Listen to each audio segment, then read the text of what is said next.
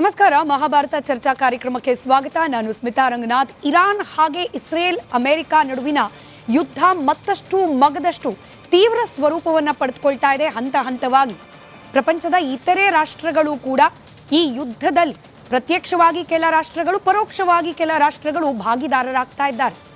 ಇದೆಲ್ಲದರ ನಡುವೆ ನಿನ್ನೆ ಆದ ಒಂದಷ್ಟು ಘಟನೆಗಳು ಹಾಗೆ ಇವತ್ತಿನ ಕೆಲ ಬೆಳವಣಿಗೆಗಳು ಭಾರತಕ್ಕೆ ಸೀಮಿತವಾಗಿ ನಾವು ಮಾತನಾಡೋದಾದ್ರೆ, ನಮ್ಮಲ್ಲೂ ಕೂಡ ಭಾರತದಲ್ಲಿ, ಇನ್ಫ್ಯಾಕ್ಟ್ ಕರ್ನಾಟಕದಲ್ಲೂ ಕೂಡ ಇರಾನ್ನ ಸುಪ್ರೀಂ ಲೀಡರ್ ಖೊಮೇನಿ ಹತ್ಯೆಯನ್ನು ಖಂಡಿಸಿ ಕೆಲ ಪ್ರತಿಭಟನೆಗಳಾಯಿತು, ಮೆರವಣಿಗೆಗಳಾಯಿತು.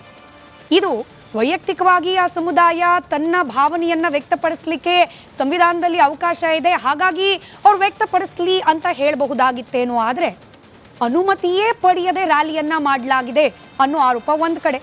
ಮತ್ತೊಂದು ಕಡೆ ರಾಜಕೀಯವಾಗಿ ಕೇಂದ್ರದಲ್ಲಿ ವಿರೋಧ ಪಕ್ಷವಾಗಿರುವ ಕಾಂಗ್ರೆಸ್ನ ನಡೆ ಇದೀಗ ಚರ್ಚೆಗೆ ಗ್ರಾಸವಾಗ್ತಾ ಇದೆ. ಕಾಂಗ್ರೆಸ್ ಪಕ್ಷ ಒಕ್ಕೊರಲಿನಿಂದ ಯಾವುದೇ ರೀತಿಯ ಹಿಂಜರಿಕೆ ಇಲ್ಲದೆ ಖೊಮೇನಿ ಹತ್ಯೆಯನ್ನ ಖಂಡಿಸೋದಾಗಿ ಪತ್ರಿಕಾ ಪ್ರಕಟಣೆಯನ್ನೇ ಹೊರಡಿಸಿದೆ. ಇನ್ಫ್ಯಾಕ್ಟ್ ಮುಖ್ಯಮಂತ್ರಿ ಸಿದ್ದರಾಮಯ್ಯನವರು ಹೀಗೇನೆ ಮಾತನಾಡಿದ್ದಾರೆ. ಮಲ್ಲಿಕಾರ್ಜುನ್ ಖರ್ಗೆ ಅವರು, ಎಐಸಿಸಿ ಅಧ್ಯಕ್ಷರಾದ ಮಲ್ಲಿಕಾರ್ಜುನ್ ಖರ್ಗೆ ಅವರು ಕೂಡ ಖೊಮೇನಿ ಹತ್ಯೆಯನ್ನ ಖಂಡಿಸ್ತೀವಿ, ಅಮೆರಿಕದ ಈ ನಡೆ ಸರಿಯಲ್ಲ ಅನ್ನೋದನ್ನ ಜಾಗತಿಕ ವೇದಿಕೆಯಲ್ಲಿ ಹಂಚಿಕೊಳ್ಳುವ ಪ್ರಯತ್ನವನ್ನ ಮಾಡ್ತಾ ಇದ್ದಾರೆ. ಒಂದು ಕಡೆ ಈ ಯುದ್ಧದ ಪರಿಣಾಮ ಭಾರತದ ಮೇಲೆ ಏನಾಗುತ್ತೆ ಅನ್ನೋ ಅನುಮಾನ, ಅದರ ಜೊತೆಯಲ್ಲಿ ರಾಜಕೀಯವಾಗಿ ನಮ್ಮಲ್ಲಿ ಏನಾಗ್ತಾ ಇದೆ ಅನ್ನೋದು, ಈ ಎರಡೂ ಬೆಳವಣಿಗೆಗಳನ್ನು ಮುಂದಿಟ್ಕೊಂಡು ಇವತ್ತಿನ ಮಹಾಭಾರತದಲ್ಲಿ ಒಂದಷ್ಟು ಪ್ರಶ್ನೆಗಳಿಗೆ ಉತ್ತರವನ್ನ ಕಂಡುಕೊಳ್ಳೋ ಪ್ರಯತ್ನವನ್ನ ಮಾಡ್ತಾ ಹೋಗೋಣ. ಚರ್ಚೆಯಲ್ಲಿ ಬಿಜೆಪಿ ವಕ್ತಾರರಾದ ಅಜಿತ್ ಶೆಟ್ಟಿ ಅವರಿದ್ದಾರೆ, ಹಾಗೆ ಮುಸ್ಲಿಂ ಮುಖಂಡರಾದ ಸಾದಿಕ್ ಪಾಷಾ ಅವರಿದ್ದಾರೆ ಸ್ಟುಡಿಯೋದಲ್ಲಿ. ನಮಸ್ಕಾರ ಇಬ್ಬರಿಗೂ, ಕಾರ್ಯಕ್ರಮಕ್ಕೆ ಸ್ವಾಗತ. ಹಾಗೆ ಅನಿವಾಸಿ ಭಾರತೀಯ ಸಮಿತಿಯ ಮಾಜಿ ಉಪಾಧ್ಯಕ್ಷೆಯಾದ ಆರತಿ ಕೃಷ್ಣ ಅವರು ನಮ್ಮ ಜೊತೆಯಲ್ಲಿ ಜಾಯ್ನ್ ಇದ್ದಾರೆ. ಹಾಗೆ ಬಹ್ರೇನ್ನಿಂದ ನೇರ ಸಂಪರ್ಕದಲ್ಲಿದ್ದಾರೆ ಸಫಾನ್ ಅವರು. ಕೆಲವೇ ಕ್ಷಣಗಳಲ್ಲಿ ಇನ್ಫ್ಯಾಕ್ಟ್ ಜಾಯ್ನ್ ಆಗಿದ್ದಾರೆ ಕೂಡ ನಿವೃತ್ತ ರಾ ಅಧಿಕಾರಿಯಾದ ರವಿ ಜೋಶಿ ಅವರು. ನಮಸ್ಕಾರ, ತಮಗೂ ಕಾರ್ಯಕ್ರಮಕ್ಕೆ ಸ್ವಾಗತ. ನಾನು ಚರ್ಚೆ ಪ್ರಾರಂಭ ಮಾಡಲಿಕ್ಕೆ ಮುಂಚೆ ನಿನ್ನೆಯ ಕೆಲ ಸ್ಟೇಟ್ಮೆಂಟ್ಗಳನ್ನು, ಅದರಲ್ಲೂ ಮುಖ್ಯಮಂತ್ರಿ ಸಿದ್ದರಾಮಯ್ಯನವರ ಹೇಳಿಕೆ ಹಾಗೆ ಪ್ರತಿಭಟನಾ ನಿರತರ ಕೆಲ ಹೇಳಿಕೆಗಳನ್ನು ವೀಕ್ಷಕರ ಮುಂದಿಟ್ಟು ಚರ್ಚೆಯನ್ನು ಪ್ರಾರಂಭ ಮಾಡ್ತಿದ್ದೀನಿ ನನ್ನ ಎಲ್ಲ ಪ್ಯಾನಲಿಸ್ಟ್ಗಳ ಅನುಮತಿಯ ಮೇರೆಗೆ. ಮೊದಲನೇದಾಗಿ ಮುಖ್ಯಮಂತ್ರಿ ಸಿದ್ದರಾಮಯ್ಯನವರ ಹೇಳಿಕೆಯನ್ನು ಗಮನಿಸೋಣ.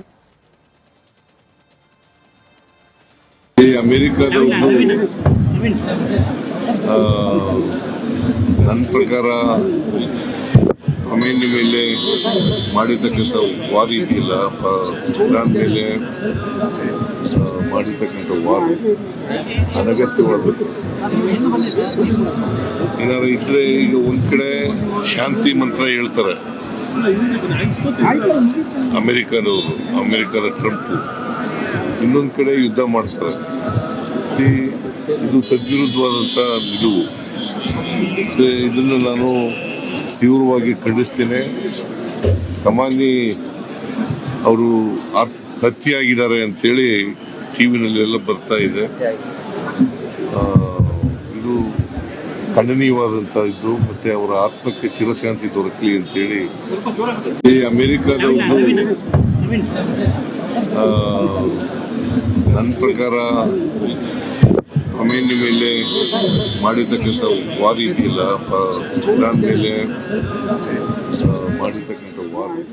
ಇದು ಮುಖ್ಯಮಂತ್ರಿ ಸಿದ್ದರಾಮಯ್ಯನವರ ಹೇಳಿಕೆ. ಖಂಡಿಸ್ತೀವಿ ಖೊಮೇನಿ ಅವರ ಹತ್ಯೆಯನ್ನ ಅಂತ ಹೇಳ್ತಾ ಇದ್ರು. ಇದರ ಜೊತೆಯಲ್ಲೇ ನಿನ್ನೆ ಪ್ರತಿಭಟನೆಯಲ್ಲಿ ನಿರತರಾಗಿದ್ದ ಮಹಿಳೆಯೊಬ್ಬರು ಕೂಡ ಮಾತನಾಡಿದ್ದಾರೆ. ನಾನು ಸಾದಿಕ್ ಪಾಷಾ ಅವರಿಗೆ ಆ ಮಹಿಳೆಯ ಹೇಳಿಕೆ ಆಧಾರದ ಮೇಲೇನೆ ಪ್ರಶ್ನೆ ಕೇಳಬೇಕು. ಆ ಹೇಳಿಕೆಯನ್ನ ಗಮನಿಸ್ಬಿಟ್ರೆ ಬಹುಶಃ ನನ್ನ ಪ್ರಶ್ನೆ ಕೂಡ ಅರ್ಥ ಆಗುತ್ತೆ. ಮಹಿಳೆಯ ಹೇಳಿಕೆ.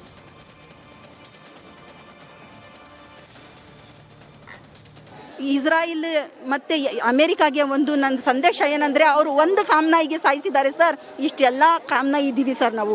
ಇವಾಗ ಅಷ್ಟು ಅವ್ರಿಗೆ ದಮ್ಮಿದ್ರೆ ಇವಾಗ ಒಬ್ರಿಗೆ ಸಾಯಿಸಿದ್ದಾರೆ ಸರ್. ಅವರು ಇಷ್ಟು ಜನಕ್ಕೆ ಹೆಂಗ್ ಸಾಯಿಸ್ತಾರೆ ನೋಡೋಣ ಅಂತ ನಾವು ಅವ್ರಿಗೆ ಒಂದು ಚೇತಾವಣಿ ಕೊಡ್ತಾ ಇದ್ದೀವಿ. Israil Pasha sir, what are we, ನಾವು ಯಾರು ಅಂತ ಪ್ರಶ್ನೆ ಕೇಳಿದಾಗ ತಟ್ಟಂತ ಭಾರತೀಯರು ಅಂತ ಬರಬೇಕು. ಭಾರತೀಯರ ನಿಲುವು ಜಾಗತಿಕ ಮಟ್ಟದಲ್ಲಿ ಆಗ್ತಾ ಇರುವ ಯುದ್ಧದ್ದೇನಾಗಬೇಕು ಅಂದ್ರೆ, ಭಾರತ ಸರ್ಕಾರ, ಭಾರತೀಯ ಸೇನಾಪಡೆ ಏನು ನಿರ್ಧಾರ ತಗೊಳುತ್ತೆ ಅದೇ ನಮ್ಮ ನಿರ್ಧಾರ ಅಂತ ಆಗಬೇಕು. ಅಂಥದ್ರಲ್ಲಿ ನೀವು ಪ್ರತಿಭಟನೆ ಮಾಡಿ ದುಃಖವನ್ನ ವ್ಯಕ್ತಪಡಿಸಿ ನಾವಿಲ್ಲಿ ನಿಂತ್ಕೊಂಡು ಅಮೆರಿಕಾಗೆ, ಇಸ್ರೇಲ್ಗೆ ಚೇತಾವಣಿ ಕೊಡ್ತೇವೆ, ಒಬ್ಬ ಖೊಮೇನಿಯನ್ನ ಸಾಯಿಸಿದ್ರಿ ನಮ್ಮನ್ನು ಸಾಯಿಸಿ ನೋಡೋಣ, ನಾವೆಲ್ಲರೂ ಕೂಡ ಖೊಮೇನಿಯ ಪ್ರತಿನಿಧಿಗಳು ಅಂತ ಮಾತನಾಡೋದು ಸರಿನಾ ತಮ್ಮ ಪ್ರಕಾರ? ಫಸ್ಟು ಒಂದು ಮಾತು ನಾನು ಹೇಳ್ತೀನಿ. ಇರಾನ್ ಬಂದು ನಮಗೆ ಶತ್ರು ದೇಶ ಅಲ್ಲ. ಅಲ್ಲ, ಇರಾನ್ಗೆ ನಮಗೆ ಸ್ನೇಹಿತ ಇದೆ. ಇನ್ನೊಂದು ಪಾಕಿಸ್ತಾನಲ್ಲಿ ಈ ಥರ ಆಗಿದೆ, ಪಾಕಿಸ್ತಾನ ಪ್ರೈಮ್ ಮಿನಿಸ್ಟರ್ಗೆ ಹೊಡೆದಿದ್ರೆ, ಪಾಕಿಸ್ತಾನ ಯಾರನ್ನ ದೊಡ್ಡವ್ರಿಗೆ ಹೊಡೆದಿದ್ರೆ ಏನು ಈ ಹೆಂಗಸರಿದ್ದಾರಲ್ಲ ಅವರು ಈ ಮಾತು ಹೇಳಿದ್ರೆ ತಪ್ಪು. ಆದರೆ ನಮ್ಮ ಸ್ನೇಹ ದೇಶ ಅಂದರೆ ದೋಸ್ತಿ ಇದೆ ಇರಾನ್ಗೆ ನಮಗೆ. ಒಂದು ಆ ಕಾಲದಿಂದ ಒಂದು ಪ್ರೀತಿ, ಒಂದು ಇದು ಬಿಸ್ನೆಸ್ ಇದೆ, ಪೆಟ್ರೋಲ್ದು ಆಗಲಿ ಬೇರೆ ಇದಾಗಲಿ ಒಳ್ಳೆ ಒಂದು ಇದಿದೆ ಅದು. ಇನ್ನೊಂದು ಏನಂದರೆ ನಮ್ಮ ಇದರಲ್ಲಿ ಶಿಯಾ ಸುನ್ನಿ ಇದ್ದಾರೆ. ಶಿಯಾದಲ್ಲಿ ಏನಿದೆ, ಆಯತುಲ್ಲಾ ಅಲಿ ಖೊಮೇನಿ ಅವರನ್ನು ದೊಡ್ಡ ಧರ್ಮಗುರು. ಅವ್ರದ್ದು ಮಾತು ಎಲ್ಲ ಇಡೀ ಶಿಯಾ ಸಮುದಾಯಕ್ಕೆ ಅದು ಫತ್ವಾ ಅಂದರೆ ಅವ್ರದ್ದು ಇದು, ಅವ್ರ ಮಾತಿಗೆ ಬೆಲೆ ಕೊಡಬೇಕು. ಇನ್ನೊಂದು ಏನಂದರೆ ನೋಡಿ, ಇದು ಅಮೇರಿಕಾ ಆಗಲಿ ಇಸ್ರೇಲ್ ಆಗಲಿ, ಇಸ್ರಾಯೇಲ್ಗೆ ನಮಗೆ ಸಂಬಂಧ ಇರಲಿಲ್ಲ ಮುಂಚೆಯಿಂದ ಅವ್ರಿಗೆ ನಮಗೆ ಇದೇ ಇರಲಿಲ್ಲ ನಮ್ಮ ಭಾರತಕ್ಕೆ ಇದಕ್ಕೆ. ಮುಂಚೆಯಿಂದ ಅಂದ್ರೆ ಯಾವಾಗಿಂದ ಸರ್ ನೋಡಿ ನಿಮ್ಮ ಪ್ರಕಾರ? ನೋಡಿ ಇಸ್ರೇಲ್ ಹುಟ್ಟೋಕ್ ಮುಂಚೆನಾ ಹುಟ್ಟಿದ ಮೇಲೆ ಯಾವಾಗ? ಹುಟ್ಟಿದ ಮೇಲೇನೂ ಇರಲಿಲ್ಲ. ಹುಟ್ಟಿದ ಮೇಲೇನೂ ಇರಲಿಲ್ಲ. ನಮ್ಮ ವಾಜಪೇಯಿನವರೇ ಬೈಕಾಟ್ ಮಾಡಿದ್ರು ಇಸ್ರಾಯೇಲ್ಗೆ ಆ ಕಾಲದಲ್ಲಿ. ನೆಹರು ಆಗಲಿ ವಾಜಪೇಯಿ ಆಗಲಿ ಅವರೆಲ್ಲ ಬೈಕಾಟ್ ಮಾಡಿದ್ರು. ನೋಡಿ ಇನ್ನೊಂದು ಏನಂದರೆ, ಇದು ಒಂದು ನಾನು ಡೀಪಾಗಿ ಒಂದು ಮಾತು ಹೇಳ್ತೀನಿ. ಇದು ಯುದ್ಧ ಬಂದು ಯಹೂದಿ ನಸಾರ ಮುಸಲ್ಮಾನ್ ಅಂದರೆ ನಮ್ಮ ಇದರಲ್ಲಿ ಇದೆ, ಯಹೂದಿ ನಸಾರದಿಂದ ಯುದ್ಧ ಆಗತ್ತೆ ಅಂತ. ಅದು ಆಗೋದು ಫಸ್ಟ್ ಶುರು ಆಗೋದು ಯಾರು ಯಹೂದಿನ ಕಡೆಯಿಂದ ಆಗತ್ತೆ. ಅದು ಇಸ್ರಾಯೇಲ್ ಕಡೆಯಿಂದ ಆಗಲೇಬೇಕು. ಅದು ಇದೆ, ಇದರಲ್ಲಿ ಇದೆ ಆ ಯುದ್ಧ. ಇನ್ನೊಂದು ಏನಂದರೆ ನೋಡಿ, ಇವರು ಆಯತುಲ್ಲಾ ಖೊಮೇನಿ ಅವರು ಒಳ್ಳೆ ವ್ಯಕ್ತಿ ಅಂತ ಇಡೀ ಪ್ರಪಂಚಕ್ಕೆ ಗೊತ್ತಿದೆ, ಯಾರಿಗೆ ಇದು ಮಾಡಲಿಲ್ಲ ಅಂದ್ ನೋಡಿ.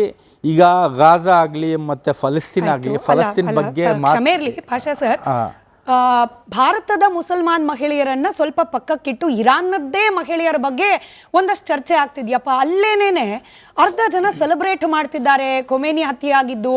ಅಂದ್ರೆ ಹೆಣ್ಣು ಮಕ್ಕಳ ಸ್ವಾತಂತ್ರ್ಯವನ್ನ ಹರಣ ಮಾಡ್ತಾ ಇದ್ದ ವ್ಯಕ್ತಿ ಈತ, ಹಾಗಾಗಿ ಈತನಿಗೆ ಈ ಗತಿ ಬಂದಿದ್ದೇ ಒಳ್ಳೇದಾಯ್ತು ಅಂತ ಹೇಳಿ ಭಾರತೀಯರಲ್ಲ ಸರ್, ನಾನು ಯಾರು ಅಲ್ಲ ಜಡ್ಜ್ ಮಾಡ್ಲಿಕ್ಕೆ, ಬಟ್ ಇರಾನ್ನ ಮಹಿಳೆಯರೇನೆ ಬೀದಿಲ್ ಬಂದು ಪ್ರೊಟೆಸ್ಟ್ ಮಾಡಿದ್ರು.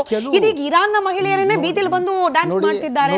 ಅವಾಗ ಭಾರತೀಯ ಮಹಿಳೆಯರು ಏನಪ್ಪ ಕಣ್ಣೀರ್ ಹಾಕ್ತಿದ್ದಾರೆ ಅಂತ ಹೇಳಿ ಕೆಲವ್ರಿಗಾದ್ರೂ ಅನುಮಾನ ಬಂದ್ಬಿಡುತ್ತಲ್ವಾ ಭಾಷಾ ಸರ್? ಕೆಲವು ಇರ್ತಾರೆ, ಪರವಾಗಿ ಇರ್ತಾರೆ, ಇದಾಗಿ ಇರ್ತಾರೆ, ಅಲ್ಲಿ ಇದ್ದಾರೆ, ಕೆಲವು ಇದ್ದಾರೆ. ಅಲ್ಲ ನೋಡಿ, ಎಲ್ಲ 100% ನಲ್ಲಿ ಎಲ್ಲ 100 ಎಲ್ಲ ಇವ್ರಿಗೆ ಖೊಮೇನಿಗೆ ಸಪೋರ್ಟ್ ಅಲ್ಲ ಇರುತ್ತೆ. ಒಂದು 10% ಅಗೇನ್ಸ್ಟ್ ಇರ್ತಾರೆ, ಅಪೋಸಿಷನ್ ಇರುತ್ತೆ. ಅಲ್ಲಿನ ಅಪೋಸಿಷನ್ ಇದೆ, ಯಾವ ಥರ ನಮ್ಮ ಭಾರತದಲ್ಲಿದೆ ಅಲ್ಲಿನೂ ಇದೆ. ಇನ್ನೊಂದು ಮಾತು ಏನಂದ್ರೆ ನೋಡಿ ಮೇಡಮ್, ಅದು ಖೊಮೇನಿ ಅವ್ರದ್ದು ಒಂದು ಫೋಟೋಕ್ಕೆ ಬೆಂಕಿ ಇಷ್ಟು ಒಂದು ಹುಡುಗಿ, ಆ ಹುಡುಗಿ ಬುರ್ಕಾ ಇದು ಮುಸ್ಲಿಂ ಹುಡುಗಿ ಅಂತ ಇದು ಬಂತು. ಆಮೇಲೆ ಗೊತ್ತಾಯ್ತು ಯಹೂದಿ ಹುಡುಗಿ ಅಂತ. ಅದು ಅದೇ ತರ ಅದು ನೋಡಿ ಒಂದು ದೊಡ್ಡ ಪಿತ್ತೂರಿ ನಡೀತಾ ಇದೆ ಇಡೀ ಪ್ರಪಂಚದಲ್ಲಿ.